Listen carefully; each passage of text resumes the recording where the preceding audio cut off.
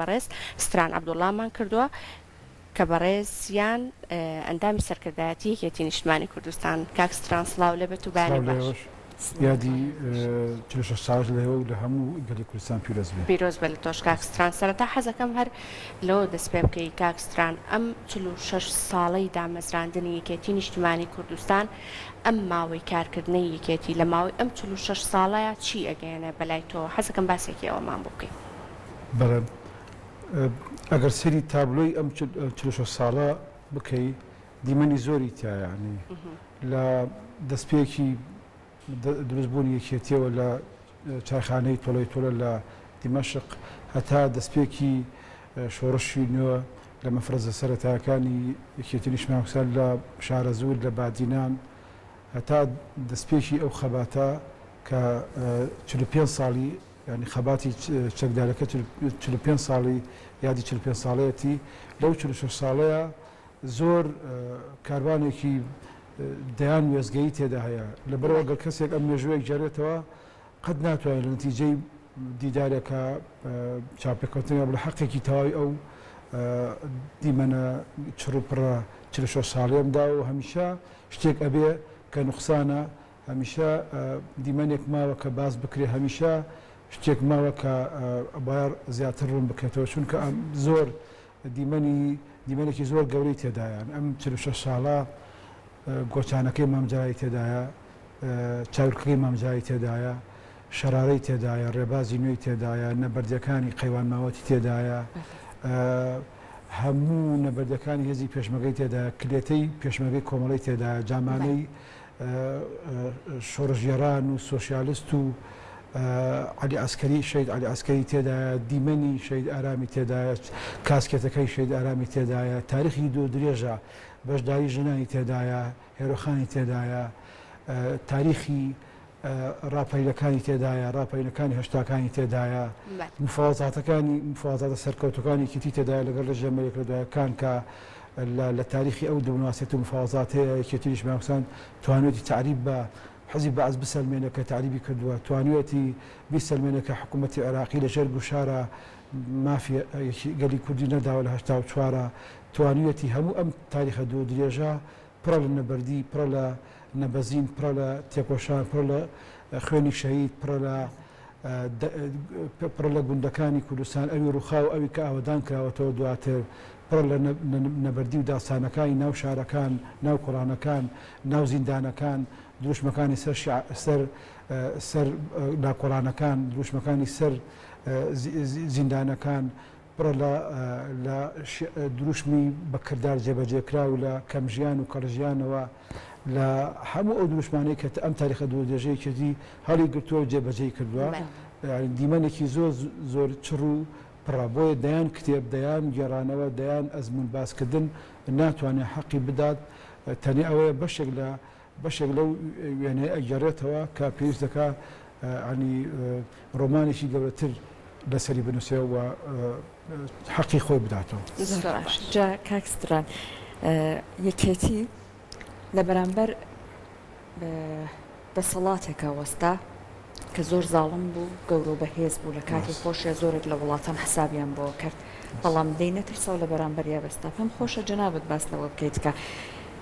دامەزراندنی هێزی و با بڵێن حزبی یەکێتی 46 ساڵ بن لە ئێستا چ کاریگەریەکی هەبوو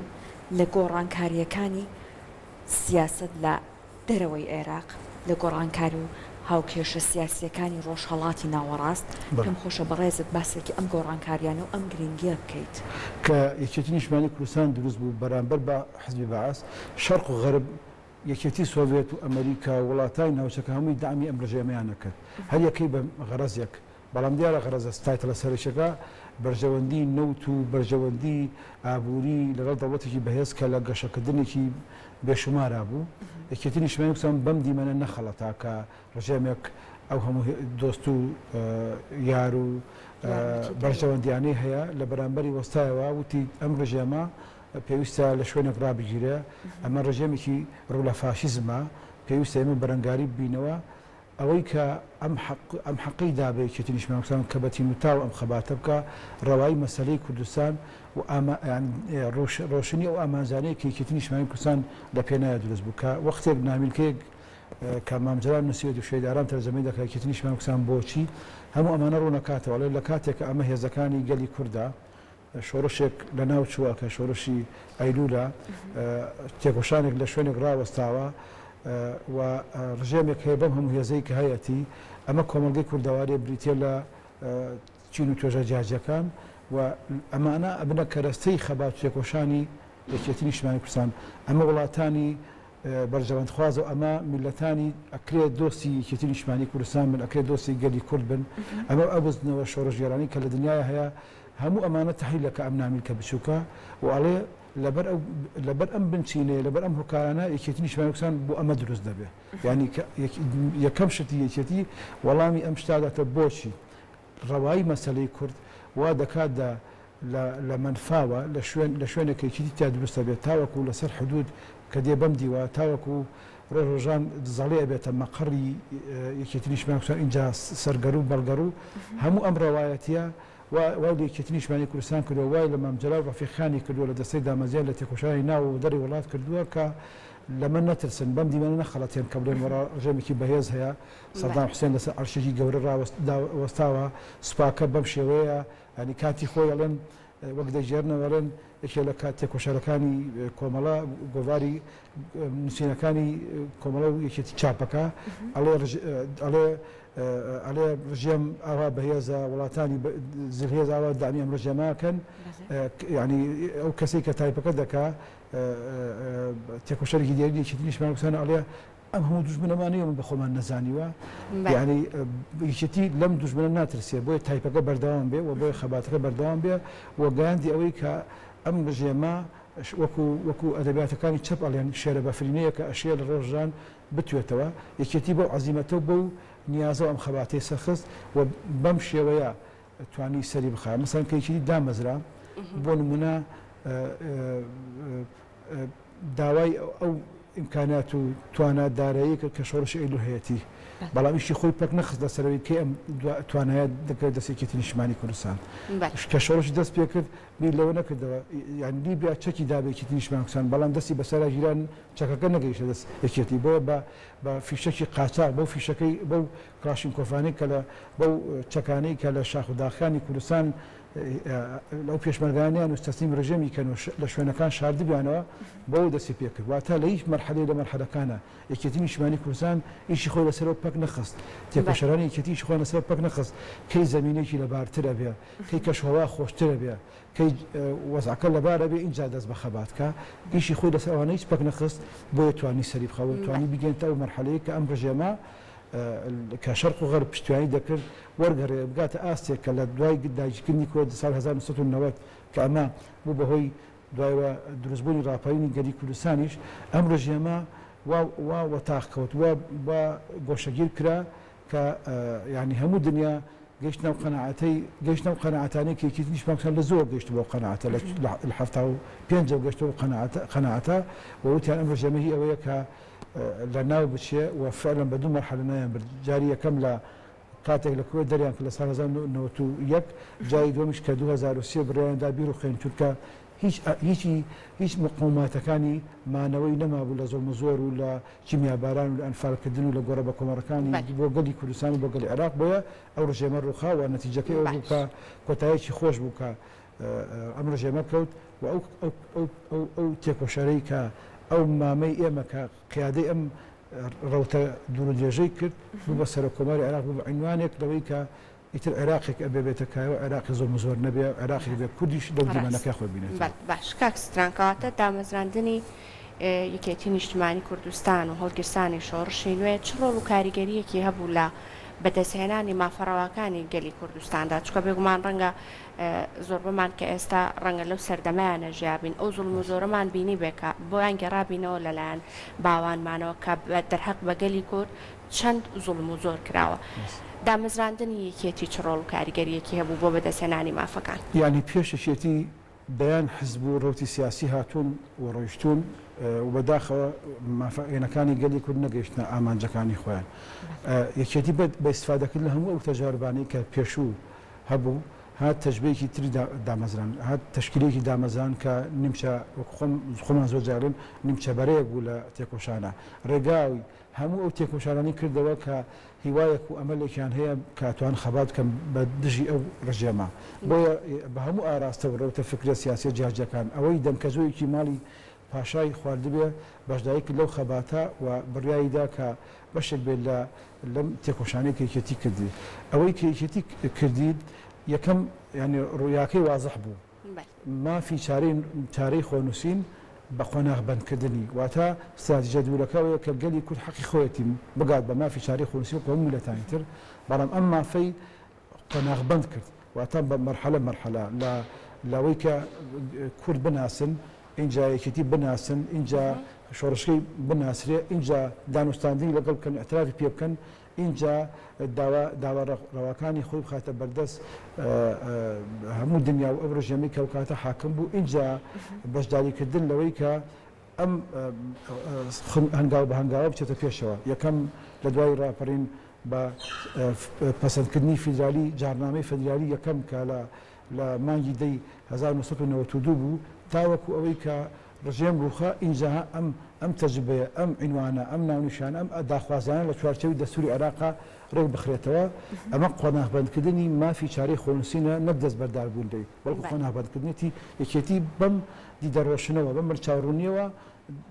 دەستی بە خەباتی خۆی بۆیە تا ئێرە توانی سەری بخاوە تا ئێرە یعنی گەلی کورد ئەتوانێت بڵێ مەسەن میلەتانی ترە لە من فلان ئیمپراتۆرەتم هەیە فلان دەوڵەتی مەزن لە مێژووە دروست کردووە یەکێکنی شمێکستان بۆتە ئەو شانازیە گەورە بۆ گەلی کورد بڵێ منیش حزبێکم دروست کردووە بە ناوی کتنی شمێکستان کە تەنیا حزبێک نییە ئابوونە بدا و ڕێخستنی هەبێ و تۆڕێکی فراوانی ئەندامێتی هەبێ بەڵکو مؤسسەیەکی گەورەیە بۆ کوردایەتی کە کوردی هەموو بەشەکانی تری کوردستان ئەتوان ئیسفادە لەم ستایلە بکەن و ئەم ستایلە ئێستا بۆتە ینی نمونەیەک نەتەنیا بۆ یەکێتەکان نەتەنیا بۆ خەڵکی باشوور بەڵکو بۆ بەشەکانی تری کوردستانیش وەکو مۆدێلێک وەکو شێوە ئیشکردنێک ئەتوان فەرقی ڕاستە زۆر باشە جا بێگومان نەزان یەکێک لەو تایبەتمەندیانەی کە هەمیشە ناوهێنانی یەکێتی نیشتمانی کوردستان ئەیهێنێتەوە یاد بیری یادەکان ئەوەیە کە یەکێتی حزبێک بۆ هەمیشە لەگەڵ ئازادی ڕادەربڕیناوە پێم خۆشە جەنابەت باسی گرنگیدانی یەکێتی بکەیت و ئەوەی کە بۆ بەلایەوە ئەوە نەگرنگ بووە ئەم خاڵەوە ئەم بابەتە تەشکیلەیەکێتی خۆی ڕێگەی ئەم ئازادی هەرەوەی کە خۆی چەند ڕێکخراوێک بوونە یەکێتی بماسب یەکێتی نایەک نییە بۆ واتە یەکگرتووی تونند و تۆڵ یەکێتی واتە تەشکیلێکی فیدرالی واتە ینی هەمومان یەکێتێکی ئارەزومەندانەیە کە ئێستا بۆتە عنوانی عێراقی دیموکرات و فیدرالیش ئەم یەکێتیە خۆی بەو ستایڵە هێنایەتی کە هەموو جۆرەکانی ئازادی بیرڕا قبول بکات و بۆیە یەکێتی وەکو ئازادی بۆ ناوخۆی قبولەکە و پەسەند دەکا و بۆ ئەمە ژانەسەری زۆر توش بۆ مەشاکلی زۆریش بۆ لە تاریخی خۆیان لە هەمان کاتە خۆبێ بۆ خەڵکی کەشی قبولەکە بۆ هێزەکانی تر بۆ خەڵکی ئازادی خواز و دیموکرات خواز و بۆ ڕۆژنامە نووسان بۆ ئەدیبەکان بۆ نووسەران یەکێتی بەم مێژوە دوو درێژە لە سەرگۆڕەکەی ڕەحمەتی محەممەد موکریەوە تاوەکو ئێستا تا ئاخر کێشەکە ئێستا لە کوردستانە هەیە کێشەی بەندکراوەکانی بادینانە کە بە حکم بە زۆڵم زۆر حکم دراون یەکێتی نیشتمانی کوردستان ئەم مەبدە سەرەکیەی پاراستووە و ئیشی لەسەر کردووە چووکە ینی ئەمە سەبەبی بەقای یەکێتی نیشتمانی کوردستانە ڕاستە ئازادی سەرێشەی زۆرە مەشاکلی زۆرەوەی یەکێ لەو هێزانی کە بەردەوام تووشی کێشە دەبێ هێزەکانی تر ئەتیادیە پەسەندی ناکەن و کۆتایی پێدێ بەڵام یەکێتی نیشتمانی کوردستان لەبەر ئەم ئازادی و ئەم ئازادی بڕادەربردنە پەسەند دەکە هەمیشە ینی دەست و پەنجە نەرمەکە لەگەڵ ئەم کێشانە و هەمیشە بەخۆشیەوە یەکێتی بەسەرکەوتووی لێ دەرەچێت ینی ژانەسەرە بەڵام ژانەسەرێکی خۆشە و ئەمەش بەشێکە لە ینی توراسی یەکێتی و من هیوادارم و تەسەووری شەکەم یەکێتی لە ئایندەشدا ئەم ینی کە سەبەبی بەقای یەکێتی نیشتمانی کوردستان ئاوی حیاتە بۆ یەکێتی نیشتمانی کوردستان دەمێنێتەوە و ئیشی لەسەرەکە منەت نییە بەسەر خەڵکی کوردستانە بیکە بەڵام بەشێکە لە وجودی یەکێتی نیشتمانی کوردستان بێگومان لە هەر شوێنێکی یەکێتی هەبێ هەر زۆنێکی یەکێتی تایە دەسەڵاتدار بێ حکم بکات لە ئەنجومەنی گوندەکان و ناوچە ڕزگارکراوەکانی شۆڕشی نوێەوە هەتاوەکو ئێستا کە بەشێکی کوردستان ڕزگارە و بەشێکی کوردستان زۆنی دەسەڵاتدارەتی یەکێتی نیشتیمانی کوردستان و هیوادار هەموو کوردستان سەوزەڵانی بێ و بەشێکی کوردستان بەشێکی عێراقیش کە یەکێتی نیشتیمانی کوردستان لای شوێنێک دەستی بڕوا ینی لە بەسرە دەستی شتێک لە خێوەتێکە بێکە یەکێتی نیشتیمانی کوردستان بێ ئازادی و عنوانی ڕادەربەرین و پێویستی ڕخنەگرتن بەشێکە لە کەلتوری یەکێتی بەشێکە بێ لە دیمەنی یەکێتی داهاتوش. جا کاکستران بە حکومەوەی کە بەڕێستان ئەزمونێکتان هەیە لە کاری ڕاگەیاندنا بۆ ماوەیەکی زۆر سەرنووسەری ڕۆژنامەی کوردستانی نوێ بوون باسیش لەوە کرد لە ئازادی ڕادەربڕین و لە پاڵی شوار ڕخنەگرتن سەرۆک مام جەلال و یەکێتی زۆر بەدڵێکی فراوانەوە ڕخنەکانیان قوبوڵە کرد ئەگەر باسێکمان لەمە بوو بکەی بەتایبەتر کە لەو ساڵانەی کە لە لاپەڕەکانی کوردستانی نوێدا ئەو کەسانی کە بابەتەکانیان بڵاو ئەکردەوە تا چڕادەیەک ئازاد بوون تا چڕادەیەک ئەتوانراکە ئەگەر ڕخنیان لە بابەتێک هەبێ بێ ئەوەی کە بترسن ڕخنەکانی خۆیان بڵاو بکەنەوە ینی کاتی خۆی کە محەممەد مکری سەرگۆری بڵاو کردەوە جەلای مامزاوتی چی پێوە ناوە حەم مکری نووسینی نووسیەوە ئێش بە نووسین دوای بنەوە یان ئەم مەبدە هەموو جارێکیش کە مام جەلال خۆی یەکی لەو کەسانی یەکەم خوێنەری کوردستانی نوێ بوو لەو ماوەی کە ینی بەندا شەرەفیەوە ئەندامەتی ناو کوردستانی هەبوو مام جەلال کە هەر وەختێک تەلەفۆنیە کرد هەر تێبینێکی هەبووە هەر ملاحەزەیەکی هەبووە لە چوارچێوەی ئەوە بوو کە ئەم ئازادیە فراوان بکرێ حتا ئەگەر ڕخنەشی لە ڕخنەیەک هەبووە ینی حەلەکەی بۆ ئەو بکە جواب بدەنەوە یان بنووسینەوە یان ڕەت بدەینەوە نەک ئەو ڕخنەیە کرد بکەین دیارە یەکێتی نیشتیمانی کوردستان ینی ئازادی ناو یەکێتی نیشتیمانی کوردستان ئازادی حزبێکی سۆشیال دیموکرات و چەپە واتە لەبەرەی یعنی ئەو هەموو ئەو ڕخنانەی کە لە یەکێتی نیشتیمانی کوردستان دەژیرێ ئەگەر لە ناو پێداویستەکانی خەڵکی کوردستانەوە بە یەکێتی زۆر بە خۆشحاڵی پێشوازی دەکە و ئیشی لەسەرەکە ئەگەر هەڵەش بێ و ناحەقیش بە یەکێتی ئەڵە جوابی بنەوە بەڵام ئەوەی کە سابتە یەکێتی نیشتیمانی کوردستان کەس هیچ کەسێک لەسەر ئازادی بێڕوا ینی تێچووی ئەم ئازادیە لەناو لەژێر دەسەڵاتی یەکێتی نیشتیمانی کوردستان نادا بەڵکو بەعکسەوە ینی پێسەلماندن هەیە نیقاش هەیە گفتوگۆ هەیە هەمیشە و بەشێکی ئەو دەوڵەمەندی یەکێتی لە ڕووی فکری لە ڕووی سیاسیەوە ئەوەیە کە بەردەوام ئەم جۆرە پرسیارانە کە ناو یەکێتی و لە دەروی یەکێتی ئەکرێ یەکێتی ڕێگەی بێدا پرسیارەکە بێ بۆی دوای بۆ بدۆزێتەوە هەنێکی جواب داداتەوە هەنێکی ناتوانێت جواب بداتەوە بەڵام کتابێکی مەفتوحە واتە کتێبێکی کراوەیە یەکێتی ڕۆمانێکی داخراو نییە قەت داناخرێ هەتا کورد دەگاتە مافی چارەی خۆنووسین یەکێتی نیشتیمانی کوردستان وەکو ئەم ڕەوتە سیاسیە گەورەیە بەردەوام بێ خۆ ئەگەر کوردیش ڕۆژان گەیشتە مافی چارەی خۆنووسین یەکێتی وەزیفەیەتی ئەرکی تر بە خۆی دیاری بکە بەڵام معلوم کە ئەگەر بگاتە مافی چارەی خۆنووسین کە دووە منتهای ئامانجی یەکێتی نیشتیمانی کوردستانە یەکێتیش حەقی خۆیەتی پشوویەک بدا بۆ ئەوەی کە بیر لە ستاڵێکی تازەی لە ئیدارەدانی یەکێتی بکاتەوە بەڵام هەتا ئەوە جێبەجێ نەبێ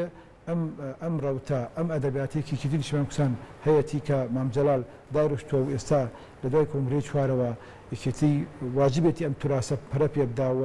ینی پێشی بخە ئەمە بەشێکە بێ لە ئەزمموی یەکێتی و بەشێک شەبێ پێم وایە لە ئەزمموی بزنی ڕزگاری خوازی گەلی کوردستانش کە یەکێتی ستونێکی پتەوێتی باش هەرچەند ئەمە لە تەوەری یەکەمی بەرنامەی ئەمڕۆمانە باسی ڕۆڵی ڕاگەیاندن و هەروەها گرنگیدانی یەکێتی نیشتیمانی کوردستانمان کرد بە ڕاگەیاندن بە حکمی ئەوەی کە بەڕێزت بە پێی قسەکانی خۆشت ساڵانێکی زۆر لە کوردستانی نوێ خزمەتت کردو پێم خۆشە ئەم پرسیارەش لە بەڕێزت بکەینەوە ئەوەی کە ئەبینین ئێمە یەکێتی نیشتیمانی کوردستان لە سەردەمی شاخ لە دوای ڕاپەڕین گرنگێکی یەکجار زۆری داوە بە ڕاگەیاندن تەنانەت لە دوای ڕاپەڕین یەکەم ڕۆژنامەی کوردی یەکەم ڕۆژنامە یەکەم تەلەڤیزیۆن یەکەم سەتەلایت هەموو ئەمانە بەرهەمێکیەوە دەست پێشخەری بۆ کرێت و دامەزرێ پێم خۆشە جەنابەت باسێکی ئەمەکەی بۆ یەکێتی کوردستان نیشتیمانی کوردستان هەم پێش ڕاپەڕێت و هەم دوای ڕاپەڕێت ئەوەندە گرنگی بە بواری ڕاگەیاندن دەدات یەکەم سەبێوەیە کە ینی بەشێکی زۆری دامەزێنەرانی یەکێتی لە جەنای مام جەلال لە دەستەی دامەزێنەریش